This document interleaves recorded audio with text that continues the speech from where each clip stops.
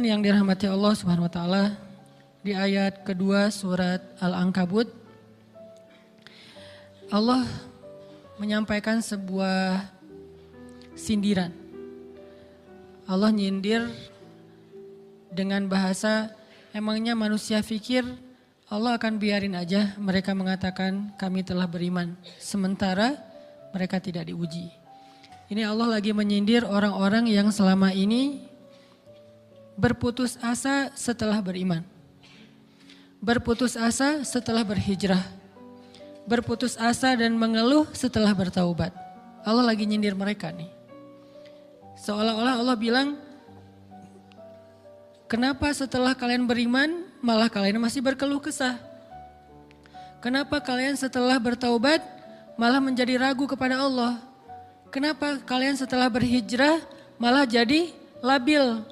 Bukankah harusnya setelah kalian menyatakan kami taubat, kami hijrah, kami beriman, harusnya iman kalian makin mantap? Dan bukti bahwa iman kalian mantap apa? Bahwa ketika kalian diuji, kalian sama sekali tidak goyah. Jadi Allah Subhanahu wa taala seolah-olah mengatakan bahwa ujian adalah tabiat iman. Bahwa ujian adalah tabiat iman. Bisa diuji dengan ujian yang kita tidak suka, bisa juga diuji sebaliknya dengan ujian yang kita suka. Bisa diuji dengan ujian yang sifatnya fisik, bisa diuji dengan ujian yang sifatnya harta, bisa juga diuji yang lebih berat lagi dengan ujian yang sifatnya perasaan. Yang jelas semuanya diuji. Bisa diuji dengan ujian musibah, bisa juga diuji dengan godaan-godaan dari syaitan yang melalui hawa nafsu kita. Bisa diuji dengan kemarahan, dipancing oleh orang lain untuk marah, dipancing di sosmed untuk ngebalas komen-komen mereka, dipancing untuk berdebat, dipancing untuk akhirnya kita saling menjudge, saling menjatuhkan, saling menjelekkan. Ini semuanya bentuknya ujian. Makanya Allah Subhanahu wa taala mengatakan di pembukaan surat Al-Ankabut, kalau ujian itu adalah tabiat iman. Ujian dan keimanan itu nggak bisa dipisahkan. Apa hubungan antara iman dengan sabar? Sehingga Allah Subhanahu wa taala menilai keimanan seseorang itu dengan cara mengujinya. Apa hubungan antara iman dengan sabar? Ternyata ciri yang paling jelas orang yang imannya baik adalah sabarnya. Makin baik imannya, harusnya makin kuat kesabarannya. Jadi orang yang paling beriman itu tidak dilihat dari wawasan agamanya. Itu lebih kepada orang yang berwawasan luas, yang ilmunya banyak. Tapi belum tentu orang yang wawasannya luas adalah orang yang paling baik imannya, belum tentu. Bukankah iblis itu wawasannya luas? Dia mengerti banyak hal yang bahkan kita gak ngerti. Iblis ngerti tentang dunia di langit.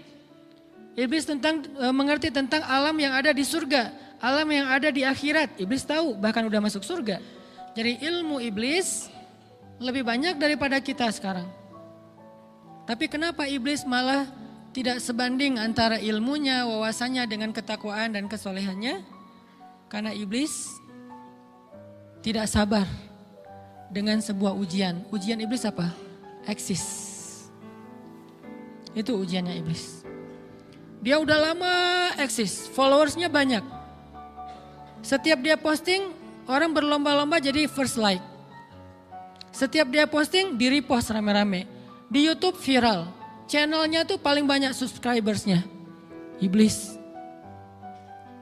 Coba cari nanti di YouTube iblis. Ada gak channel? Itu udah viral banget loh. Eksis banget.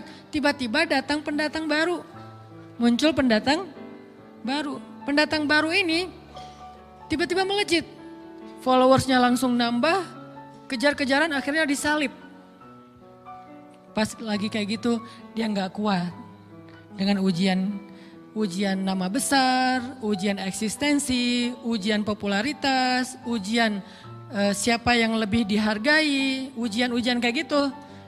Sama kayak kita kadang-kadang ngerasa udah banyak jasa dalam sebuah organisasi, udah banyak jasa dalam sebuah komunitas, udah banyak jasa dalam sebuah lingkungan, masjid, sekolah, organisasi, teman-teman. Kita yang paling sering berkorban. Tapi ternyata yang eksis, yang masuk media, yang masuk TV justru orang lain. Itu kan ujian ya. Nah ini nih yang kadang-kadang ujian namanya zulzilu, diguncang perasaannya. Bukan diuji dengan fisik, kadang-kadang ujian sakit, capek, lelah, buat kita bisa kita lalui tuh dalam sebuah organisasi nih. Kita lagi bikin kegiatan sosial, baksos di sekolah, dengan OSIS-nya, dengan ROHIS-nya, di kampus, dengan BEM-nya, dengan LDK-nya, kita bikin acara baksos. Kan effortnya lumayan ya. Kita begadang untuk meeting, kita survei lapangan, kita kerja malah tidur sehari cuma 1,5 jam, 2 jam. Fisik kita lelah, fisik kita capek, kadang sampai sakit. Sampai dirawat di rumah sakit gara-gara kena misalnya tipes gitu, gara-gara kita habis-habisan bekerja, itu buat kita gak masalah. Ujian fisik kita lalui. Dan besok mau ngadain lagi, kita yang paling semangat dan aktif. Gak masalah capek juga. Gak masalah juga kita lelah, gak masalah kurang tidur, gak masalah berjalan jauh, gak masalah. Satu, ujian harta. Kita yang justru nombokin. Kita yang nalangin dulu modal-modal untuk kegiatan-kegiatan tersebut. Kalau ternyata gak tercover dananya, akhirnya gak bisa dibalikin talangan kita, gak apa-apa, kita ikhlas. Kita berkorban dengan harta kita. Butuh apa? Saya bayarin. Butuh apa? Kita lewatin ujian harta. Tapi begitu ujian perasaan, kita udah capek, lelah, kurang tidur, nombokin, nalangin habis-habisan. Ternyata teman kita yang jadi ketua panitia ada kadang cuma masalah itu doang. Atau dia yang jadi PR-nya. Yang namanya PR ketika diliput oleh media kan dia yang muncul mukanya kan. Akhirnya diundang oleh misalnya hitam putih lah atau apalah. Kok dia yang muncul di sana? Atau diundang berdua, tapi sampai di sana dia yang banyak ngomong, kita diam aja. Pulang-pulang pundung. Begitu besok mau ngadain lagi, udah gak mau terlibat. Left group. Kenapa itu terjadi? Ujian zulzilu, perasaan. Itu yang dialamin oleh iblis. Iblis rela banget disuruh beribadah, sujud beribu-ribu tahun, kuat iblis. Kalau kita mungkin jidatnya hitam, kalau iblis mungkin udah kepala-kepalanya hitam, saking rajinnya sujud. Wah, ibadahnya udah ribuan tahun. Iblis disuruh berkorban dengan harta yang dia miliki, dia kasih aja semuanya. Tapi kalau disuruh dia ngalah dari Adam untuk memimpin alamin, menjadi khalifatullahi fil ard, menjadi pemimpin, wakilnya Allah di muka bumi, buat iblis ini berat. Kenapa dia? Ana khairum min, saya lebih baik daripada dia. Saya lebih senior daripada dia. Saya lebih sehat daripada dia. Saya lebih keren daripada dia. Saya lebih. Ujian emosional, ujian ego, ujian perasaan. Itu yang lebih berat buat kita. Kadang sakit dan dirugiin orang lain, teman segala macam kita masih oke lah. Selama ini asal kita ngumpul selalu gua yang bayarin, oke deh gak usah dibahas. Baru dibahas nanti pas sakit hati. Kalau belum sakit hati kan gak dibahas kan? Gak apa-apa deh kita terus yang bayarin, kita traktirin ngopi apa segala macam. Gak pernah dibahas. Kebersit sih di benak kita, cuman gak mau dibahas. Kenapa? Udahlah biarin aja, easy going.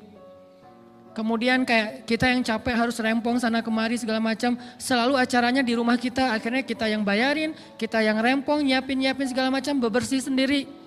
Tapi begitu ada yang nyakitin perasaan kita sedikit aja, semua itu balik lagi. Dari dulu ya. Nah, keluar kan? Kenapa? Dipancing oleh ujian perasaan.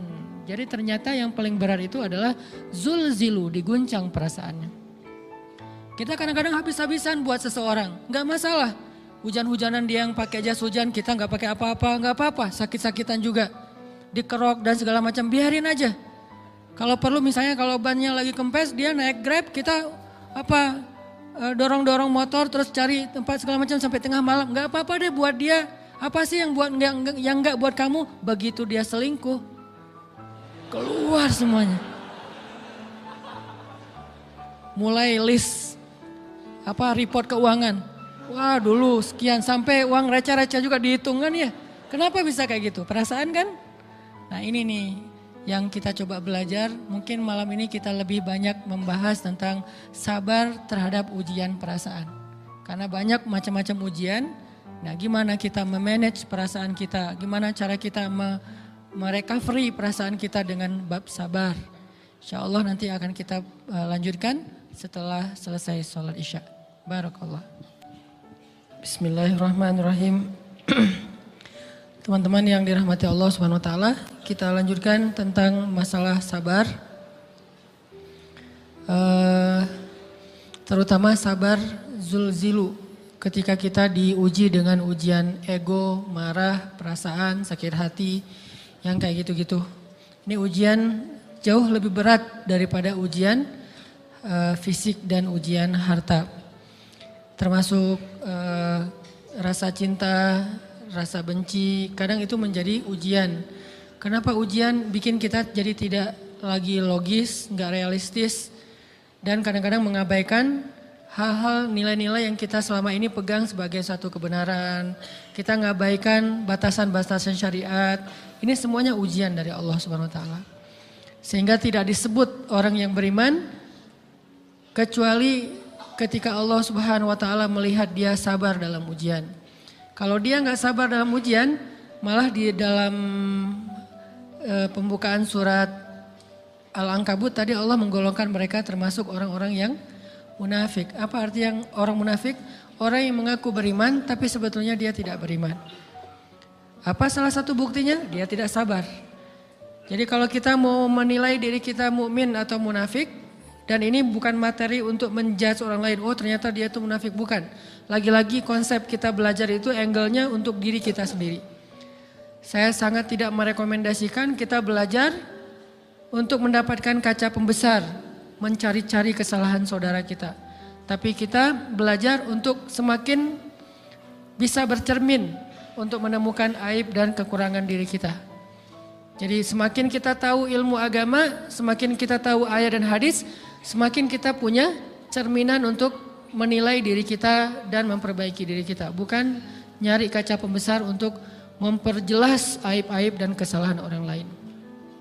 Kalau kita pengen menilai diri kita ini orang yang mukmin atau munafik, caranya lihat aja kita sabar nggak nih, terutama dalam masalah emosional, dalam masalah ego, dalam masalah marah, dalam masalah hawa nafsu, dalam masalah perasaan cinta, dalam masalah benci segala macam, masih bisa nggak kita adil bahkan kepada orang yang kita benci, adil kepada orang yang kita benci, adil kepada musuh sekalipun. Bahwa jangan sampai kita gara-gara gak suka kepada seseorang, kita berlaku zalim kepada dia. Jangan. Ini berarti kita harus ngelawan ego kita sendiri. Ego untuk memaafkan orang lain. Ego untuk bisa melupakan kesalahan orang lain. Ego untuk bisa berlapang dada dengan hal-hal yang gak nyaman daripada orang lain. Ini adalah ujian yang paling berat. Di situ kita bisa lihat kita nih mukmin atau munafik. Kalau nggak pernah sabar sama sekali dalam masalah ego, dalam masalah emosional, berarti jangan-jangan kita tergolong di antara orang-orang yang kata Allah wa ma hum bimu'minin. Mereka bukan orang yang beriman. Kata Allah di surat Al-Ankabut, mereka itu adalah wala ya'lamannallahul munafikin, orang-orang yang munafik. Nauzubillah min dzalik. Kalau kita merasa pernah sabar terhadap emosi kita, sekarang kita lihat sesering apa kita sabar terhadap emosi kita. Maka derajat seorang mukmin tergantung tingkat kesabarannya. Ada yang orang sabar hanya kalau disakiti dengan satu kata. Ada yang sabar dengan satu kalimat. Ada yang sabar dengan satu paragraf. Ada yang sabar dibully rame-rame juga dia sabar. Berarti lahum darajatun inda rabbihim. Orang beriman juga bertingkat-tingkat. Dan tingkatan itu tergantung tingkat kesabaran kita dalam menghadapi ujian. Salah satunya ujian emosional kita, perasaan kita.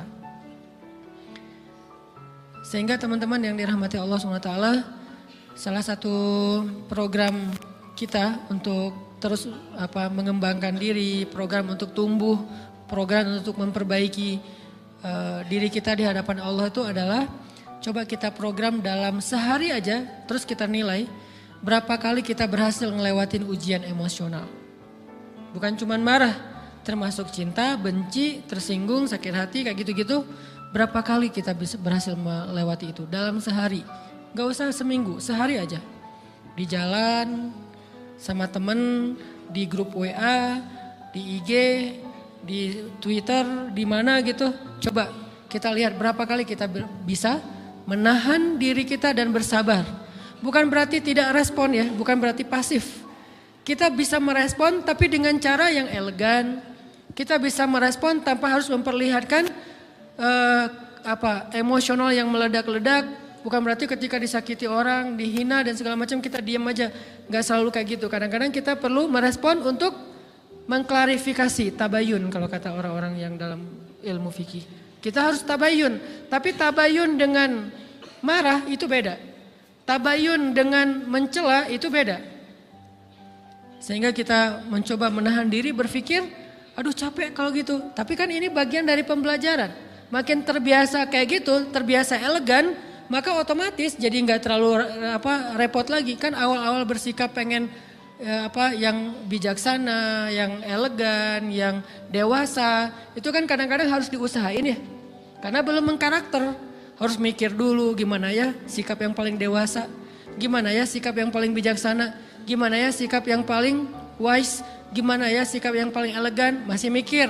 Tapi setelah berkali-kali kita latihan, lama-lama itu menjadi spontanitas kita. Dan kalau udah bisa kayak gitu, insya Allah kita sudah mulai meniru nih akhlak Nabi Muhammad SAW. Ini ujian perasaan banget. Kalau tadi saya ngasih contoh diselingkuhin itu sebetulnya cuman bercanda ya. Karena diselingkuhin ini pastinya bukan ujian, tapi musibah. Pengkhianatan ya, tidak ada tempat. Gimana kita ngelawan perasaan kita kalau lagi kayak gitu? Gimana kita ngelawan perasaan kita kalau lagi diuji? Gimana cara kita bersabar? Karena iman dan sabar itu bisa dibilang satu paket. Gak disebut orang beriman kalau gak sabar. Dan insya Allah orang yang sabar itu adalah ciri-ciri orang beriman. Gak mungkin disebut orang beriman kalau gak sabar. Kita pikir memang iman itu hanya ucapan. Kalau iman itu cuma ucapan, inna sholati wa nusuki wa mahyaya wa mamati lillahi rabbil alamin, gampang. Kalau iman itu cuma ucapan, hasbiyallah wa ni'mal wakil, gampang. Kalau iman itu cuma ucapan, la haula wa la quwata illa billah, gampang. Kalau iman itu cuma ucapan, iyyaka na'budu wa iyyaka nasta'in, gampang. Tapi Allah mengatakan, wa ma hum bimu'minin. Ahasiban nasu ayyutraku ayyakulu amanna wa hum la yuftanun. Emangnya cukup dengan hanya mengatakan kami telah beriman lalu tidak diuji? Ternyata iman adalah sabar dalam ujian. Jadi nggak mungkin orang disebut beriman sementara dia tidak sabar, sementara dia emosional, sementara dia temperamen, sementara dia orangnya meledak-ledak, sementara dia orangnya mengeluh, sementara dia orangnya berputus asa. Nggak mungkin. Karena ulama mengatakan la tayasu, jangan berputus asa. Fa innal ya's laisa min akhlaqil muslim atau mu'min. Karena sesungguhnya keputusasaan bukan di antara akhlak orang yang beriman. Orang yang beriman itu tidak pernah berputus asa. Serumit apapun masalah kita, kalau kita punya yakin sama Allah bahwa Allah ala kulli syai'in qadir, maka kita pasti akan punya harapan. Kalau kita yakin bahwa Allahu Akbar, sebesar apapun masalah kita, Allah lebih besar daripada masalah kita kan? Bukankah kita mendengar Allahu Akbar, Allahu Akbar. Ada gitu yang lebih besar daripada Allah?